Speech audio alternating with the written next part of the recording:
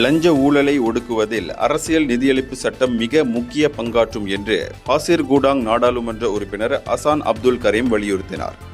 அரசியல் கட்சிகளுக்காக நன்கொடை எனும் பெயரில் லஞ்சம் வழங்கப்படுவதை இதன் மூலம் ஒடுக்க முடியும் என்று அவர் தெரிவித்தார். அரசியல் லஞ்ச ஊழலை துடைத்தொழிக்க இந்த சட்டம் விரைவில் கொண்டுவரப்பட வேண்டும் என்று அவர் கேட்டுக்கொண்டார். இதன் மூலம் அந்நிய முதலீட்டாளர்களும் நிறுவனங்களும் நம் நாட்டின் மீது கொண்டிருக்கும் நம்பிக்கை அதிகரிக்கும் என்று அவர் சுட்டிக்காட்டினார். அரசியல் கட்சிகளுக்காக நன்கொடை எனும் பெயரில் லஞ்சம் வழங்கப்படுவதை ஒழிப்பதற்கு இந்த சட்டத்தை விரைவில் இயற்ற வேண்டும் என்பதை நானும் ஆமோதிக்கிறேன் என்றார் அவர்.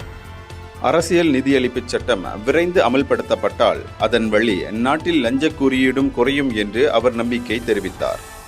அரசியல் நிதியளிப்பு சட்டத்தை விரைந்து இயற்ற வேண்டும் என MACC எனப்படும் மலேசிய ஊழல் தடுப்பு ஆணையத்தின் தலைமை ஆணையர் தான்ஸ்ரீ அசாம்பாக்கி பரிந்துரைத்திருந்தார். தேர்தல் காலங்களில் பிரச்சாரத்தின் போது அறிவிக்கப்படும் நிதி தொடர்பில் தனி கவனம் செலுத்த முடியும் என்று அவர் கூறியிருந்தார்.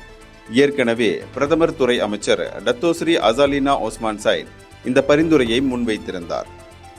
விரைவில் சில தேர்தல்கள் நடைபெறவிருப்பதை கருத்தில் கொண்டு இந்த சட்டத்தை விரைந்து இயற்ற வேண்டும் என அவர் கூறியிருந்தார்.